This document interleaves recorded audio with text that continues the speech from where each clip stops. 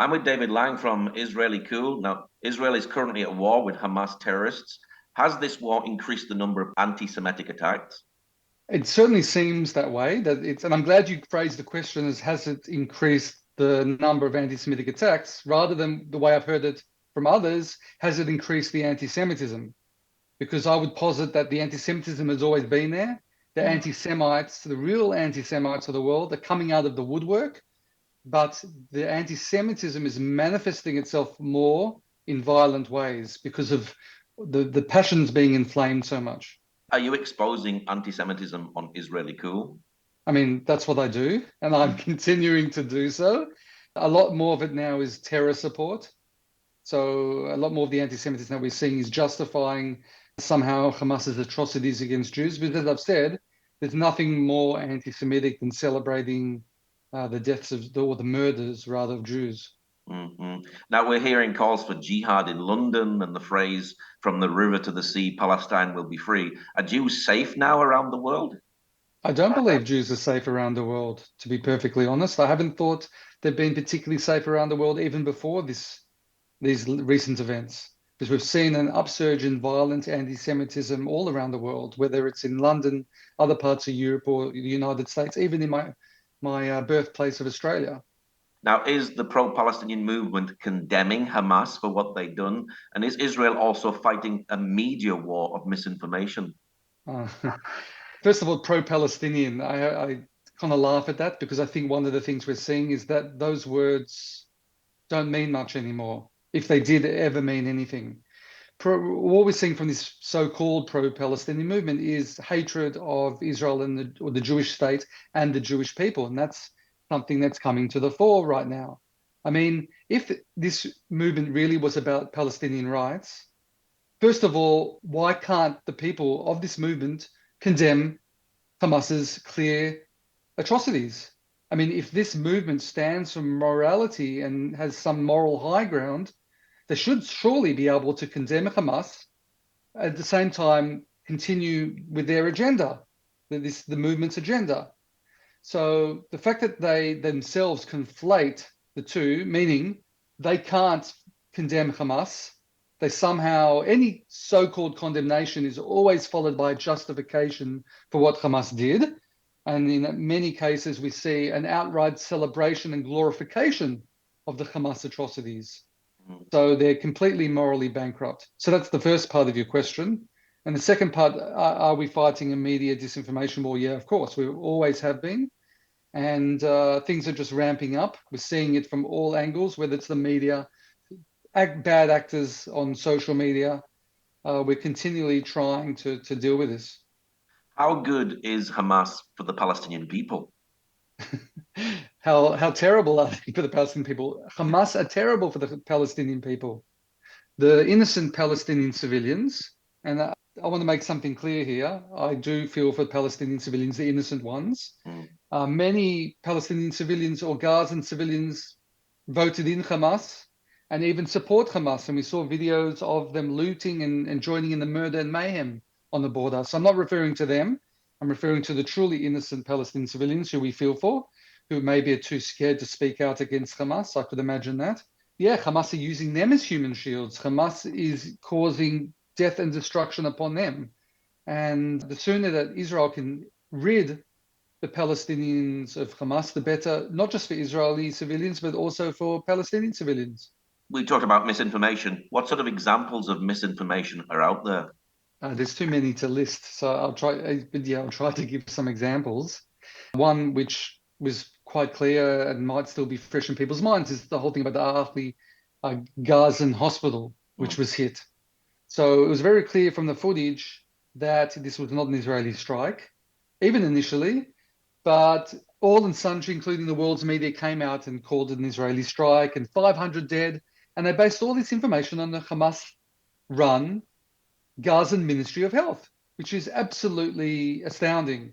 Given what Hamas stands for, given the atrocities, we've seen that Hamas have no moral compunctions when it comes to human life. So you don't think that they're going to be lying?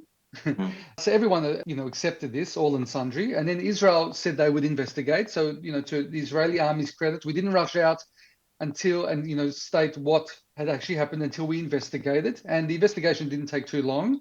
And it was very clear that it was a misfired Islamic Jihad rocket. Now, even after that was very clear, and by the way, it wasn't just from what we were saying, it was from other independent analyses. It was from photos that Hamas and their sympathizers put out themselves on social media, which showed the so-called destruction in the parking lot of the hospital, and not many dead at all. Now the amount of dead is said to be anything from 10 to 50, probably more like 10 at the most. Mm. So this is one example that we've seen. Another example recently was they claimed that Israel struck a church, and it became very clear that this wasn't the case either. We struck a Hamas target near a church. And why was it near a church? Because that's what Hamas do. They use churches, hospitals, and the like as human shields. How should people think when they see a story like Israel hit a hospital? So if that comes as breaking news on the news, how should we think about that? Should we automatically judge the story straight away? No, absolutely not. Because straight away you're going to be getting the probably the wrong information. You need to have an open mind. You need to allow time to pass and the dust to settle a bit and to see what evidence comes out, because there are way too many people shooting from the hip, blaming Israel. That's their inclination. And again, many members of the media are also guilty of this, not just the people who hate Israel and the Jews. And you need to always be cynical about these reports and allow any investigations to take place before you jump to any conclusions. Where do Hamas fire their rockets from? Where do they place them within Gaza? As I mentioned, they're using civilian areas, and there have been rocket launches placed near children's playgrounds, schools. They've even stored rockets in UN facilities. This has happened in previous wars where that has come to be revealed. And even the UNRWA had to condemn this a number of years ago. So these are facts. What I'm saying now is not, in inverted commas, Israeli propaganda. I'm speaking for things that can be backed up very easily. And I just even revealed yesterday on my website an Al Jazeera analytical piece that admitted that Hamas used human shields. Now, Al Jazeera, for those who don't know, is very anti-Israel. It's Qatari-based and financed propaganda outfit that come up with some of the most reprehensible, not just anti-Israel propaganda, but anti-Semitic propaganda. So this was very surprising to me. But not surprising was the fact that Al Jazeera took down that piece, or rather, they replaced it with an amended version. So there's a new version of this piece up, which omits any mentions of Hamas using these human shields. And also, by the way, the original version of the piece mentioned that Hamas targets Israeli civilians. That was also taken out of the piece. But unfortunately for Al Jazeera, we have a web archive version of this that was archived. And I have the screenshots from this as well.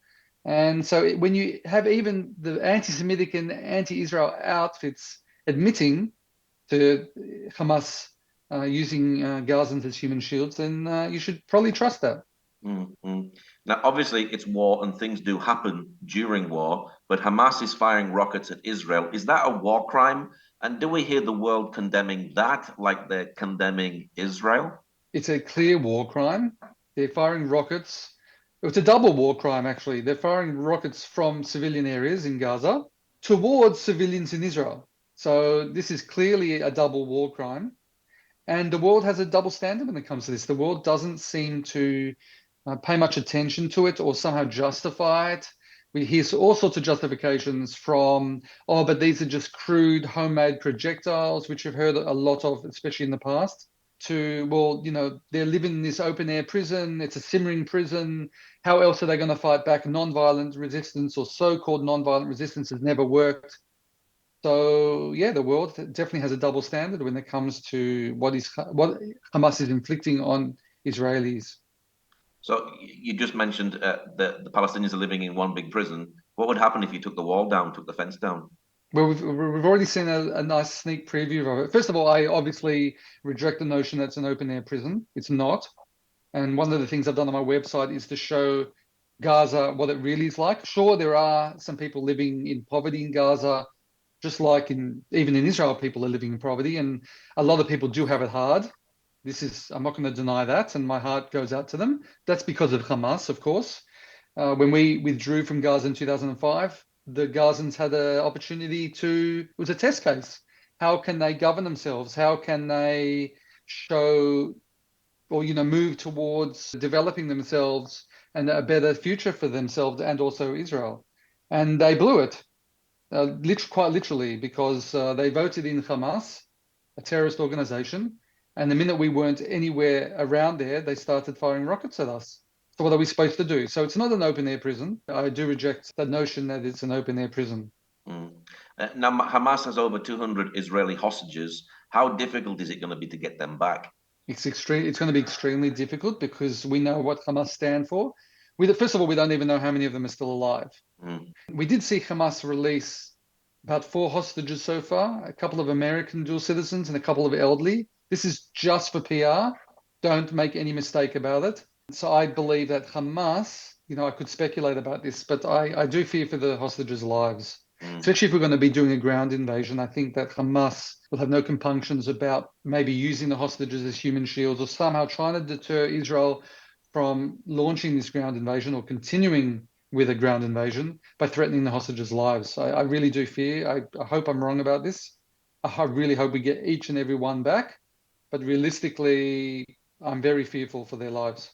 Mm. Should the world remember that there are hostages when they see the devastation in Gaza, and also remember that there's little food, little water in Gaza, but there's plenty of rockets? Yeah, no, good, absolutely a good point. So they're complaining that they have very little food and water, but say somehow have an almost unlimited supply of rockets that need power, that need fuel. So you have to question the veracity of that. But of course, you have to understand that Hamas are, as I mentioned, the worst thing for the Palestinians. And another thing I should probably mention at this point is that Israel originally turned off the water, but then they turned it on in the south of Mm. Gaza because they're trying to get the Gazan civilians to move to the south away from the north, which is where we're going to launch our ground invasion. Mm. And we, under international law, do not need to, let's say, guarantee, we need to try to avoid human casualties as best as possible.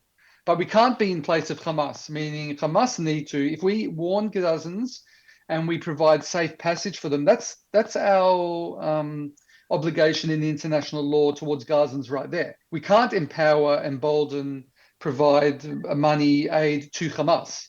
That's Mm. just a ridiculous notion that some people seem to think is entrenched in international law. It absolutely is not. We do need to provide, warnings and safe passage, which is what we're doing. So this whole issue with the water is a good illustration of how we are using that to try to entice Gazans to the south, away from where we're going to be launching more strikes. And we're trying to avoid civilian casualties. But of course, we've seen that Hamas have blocked areas trying to prevent Gazan civilians from escaping and moving south. So if there is a tragic loss of civilian life in Gaza, that is on Hamas. Is it Israel's duty to go into Gaza and free the Palestinians of this terrorist organization and bring peace and security to southern Israel? Israel has a duty towards Israeli civilians. Mm. That in terms of if you want to use specific language. So the duty towards Israeli civilians is to keep us safe. So I can't see any other way but destroying Hamas, because every time there's a war, we let Hamas remain, and look what just happened. It gets worse and worse and worse. So that's in terms of duty. I do think it would be nice, to put it mildly, for us to also help the Palestinians. This is a nice byproduct of that. We don't have that as a duty towards the Palestinians who voted in Hamas in terms of the specifics of the word duty. We don't have a duty for loss of Israeli life to free the Palestinians of their terrorist organization. But we are going to do that, I believe, and we definitely would love that to happen. We want what's best for Gazan civilians. What is your prayer for the current situation? I do pray that we are able to achieve that God protects us, that He allows us to achieve our objectives, which is to crush Hamas, to annihilate the evil people with the bare minimum. I mean, look, my prayer would be that there are no civilians on either side killed or injured at all. I'm not sure that's practical, but that would be my prayer. So to enable us to achieve our objectives, and then following on from that, the day after, that there's a better future for both Palestinians and Israelis. Mm. What's your website for people who'd like to know more about your website? It's israelicool.com. I'll spell that out. ISRAELLYCOOL.com. Okay, David, thank you very much. Thanks very much for having me, Paul.